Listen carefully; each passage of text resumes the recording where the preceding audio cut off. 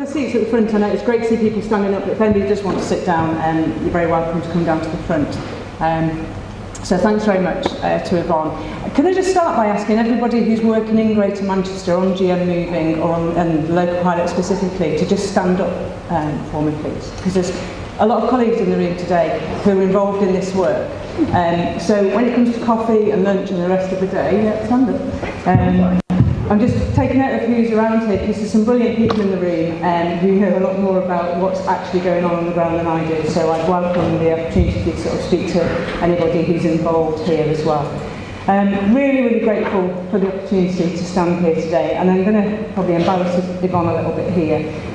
What I'm going to do is I'm going to take you through a whistle-stop tour of the GM Moving approach and the journey and the movement that is GM Moving that we're all involved with here. And then I'm going to use the pilot as the example of the pilot as how that's a catalyst for change in the work that we're doing together. So I will talk and touch on the pilot specifically. But the invitation from Yvonne to speak here today, I'm really grateful for a number of reasons. One is to speak about a movement that Yvonne was so critical in starting, but the fact that we've stood up there, even though Yvonne's not working on GM Moving anymore and not in greater sport, she's still very much involved in this work in a different way. I'm going to show you something that will illustrate that perfectly. She's a perfect example of what a system leader is in this work, and like Chris said, you know, we're all leaders in different ways. And quite literally for the chance to stand here and do what is the most exciting job of my career so far. Chris says, you know, we're laying the tracks as we go, and that is absolutely in this work. But the opportunity to work alongside Yvonne, who was actually on the interview panel for when I started working here. So quite literally, she is the reason I am so stressed, I'm so invigorated and so inspired every single day, and don't sleep as much as I used to. So what is GM Moving? What we're describing it there is a movement, and that's how you start a movement. But it's actually been a very long journey. So I'm going to have a whistle-stop through what GM Moving means to different people, and we've learned this from the evaluation work that was done over the last year or so. So it is a very long journey. I'm going to talk through all of that, but actually the journey started probably 20 years ago, and one of the great strengths of Greater Manchester is the history that has gone on here for a long time, going back to the days of AGMA before devolution. So it's a journey, and it's a journey we're still going on now.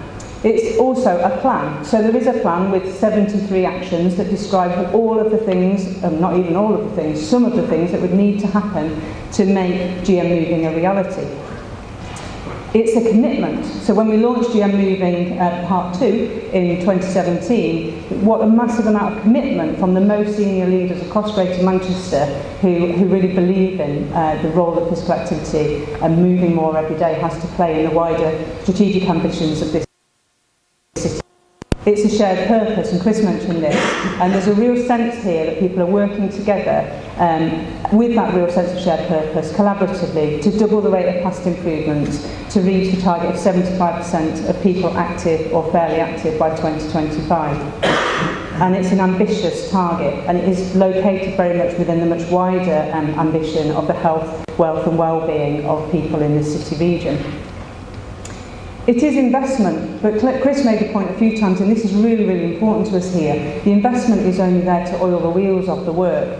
We have £10 million investment from the local pilot and a couple of £1 million from health, but actually the biggest prize for us is to influence the billions of pounds that are spent in Greater Manchester every year, and to make physical activity a part of everybody's business. And that's where the whole system approach to physical activity and movement comes in, which I'll touch on in a little while.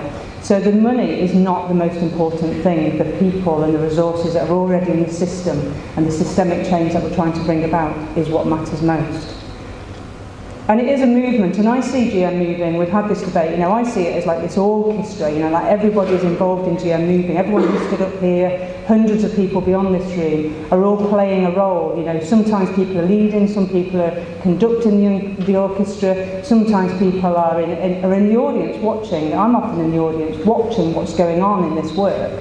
And then some people said, no, an orchestra's like way too hierarchical, it's much more free-form than that, and you're not in control of it, and it's not hierarchical, it's like a festival, and there's like a real set of principles, and this is Glastonbury, you know, there's a set of principles and a purpose behind a festival that's set up with an intention to do things in a particular way, and it can grow and grow and grow, but it never loses the essence of why it was set up in the first place. And you can have loads of different stages and loads of different bands and types of music going on, and it's all helping to go in the same direction. So there's all of these things, and it's a brand as well, isn't it? But it's not, it's different things to different people, is what I'm beginning to understand, and that's okay. It doesn't matter. That's the strength of it.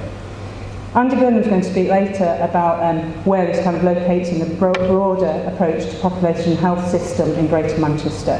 And you'll hear some similar themes really to what Chris has said about the local pilot, but also what we see about GM moving more widely, because it is about us all as system leaders working on system change. So it's about changing the way things get done here forever. It's not just about programmes and delivery and interventions and the offer. It's about how physical activity and moving more every day becomes a systemic part of business in health, in planning, in all the different bits of the system. And it's all, and that whole system approach that Chris mentioned, in the wider context of reform and devolution, and how that's important to the wider system here in Greater Manchester. Chris has mentioned this already, and so we'll skip through this bit, but there's all those influences on whether we move more each day. And the way we see it here in really simple terms, if you imagine your life and your day so far today, there'll be things, times and schedules, there'll be things like trains and whether you had any time or whether you had to get the kids to school this morning before you came out of the door. There are things that are pulling you in different directions in terms of whether you're likely to move today or not.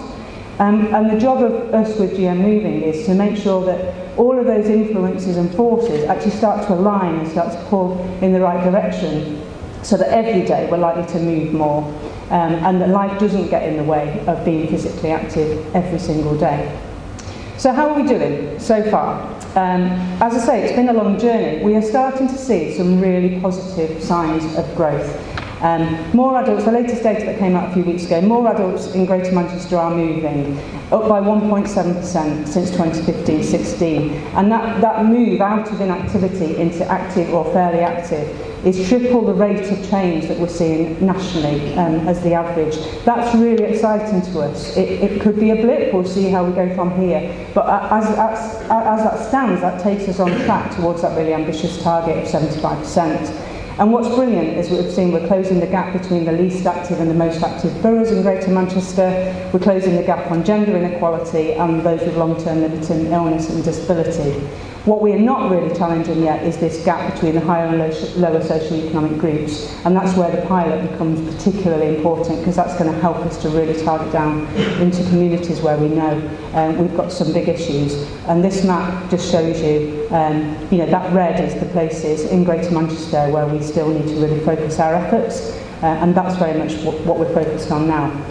So in terms of the local delivery pilot, it's a really exciting piece of work. We're definitely laying the track as we travel. It is just the pace of it, the challenge of staying true to the principles that we've set out together, and the way of working that Chris described, both nationally between our relationship with Sport England nationally, but within Greater Manchester and within all of the localities. We've got a massive team of people in each locality all working on this in 10 boroughs and then in neighbourhoods. So trying to stay true to the principles and purpose of how we're doing this is really important. And this is how I see it, is it's a catalyst for GM moving more widely, and it's a really exciting one.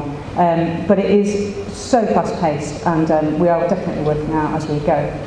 We're working across the whole of Greater Manchester, so there are some things that it makes sense to do once across the whole geographical footprint of the city region, and then there are 10 boroughs within Greater Manchester, so what makes sense to do in Oldham might be different to what makes sense to do in Trafford, for example. The demographics of the boroughs in Greater Manchester are very different. And then at neighbourhood level, there's some really focused asset-based community development work, and really getting to understand the influences on activity. So take, for example, Neil from Oldham here. He'll do work across Oldham, but he'll also do work in Failsworth and Glodwick. And Failsworth and Glodwick are very, very different places with different assets and different strengths and different challenges, and will take a different approach. And I think the most important thing for me personally in this work is about listening and understanding, and really starting to make sense of what's going to help people in communities become more active. So the approach we're taking with the pilot, it is system change, and it's a whole system approach, and there's all those words about asset-based community development and social prescribing and how we make sure that Made to Move, the work around walking and cycling, locates itself in the communities that we're most focused on. But it is that principle really of real sort of community understanding and engagement that's at the heart of all of this. As a way of working, and that the evaluation and the learning that we develop as we go along is really, really important to us. So the teams working in each locality are absolutely rooted in how this work is going to help with people and places and the strengths of the place where people are. So the learning that we are developing, we're trying to be courageous in just sharing what we learn as we go. So the evaluation process, both for GM Moving and for the local pilot, is literally out there. The minute it's published, it's online, we're sharing it, we're trying to turn it into a conversation. It picks up on what Chris said really about how we do this work is the most important thing. So we need to be talking about it and challenging ourselves all the time. And the learning is fascinating, and the chance to actually sit back and reflect on what's going on is really important. And then how you turn that learning into how you change your own leadership behaviours and practice. So turning that into actionable resources, stories, courses, seminars, conversations in day-to-day working life about our own leadership behaviours. So there are some things you just begin to notice every day. The stuff about laying the road together as a travel, the thing about relationships, so it's never them and us in this work. We're trying to create a sense of one team. Sport England, Greater Manchester, the 10 boroughs, the neighbourhoods, we are all one team with a shared purpose, trying to do the same thing. And it has to be about collaboration, not competition. We can't be fighting each other for the territory here. This is about, we've got a massive challenge, and if we carry on, fighting over territory and money and all the rest of it, we're not going to make the change that we need. So money can be a tool to do the work, but we're learning every day that starting with a conversation about money and people knocking on doors saying, oh, we've got £10 million, how can we help you spend it, is the wrong place to start. Distributing and embedding leadership across the system is critical, and Chris's point about the biggest resources in Greater Manchester and the communities of Greater Manchester are the people who are there. And I would challenge kind of the title of the conference slightly. We can't create active communities for people. People will create active communities for themselves. And where I live, I don't live in Greater Manchester, unfortunately. We're trying to create an active community where we live, sort of despite the system. Whereas here, it feels like you can create an active community and be enabled to do that because the system can help to create the conditions for it.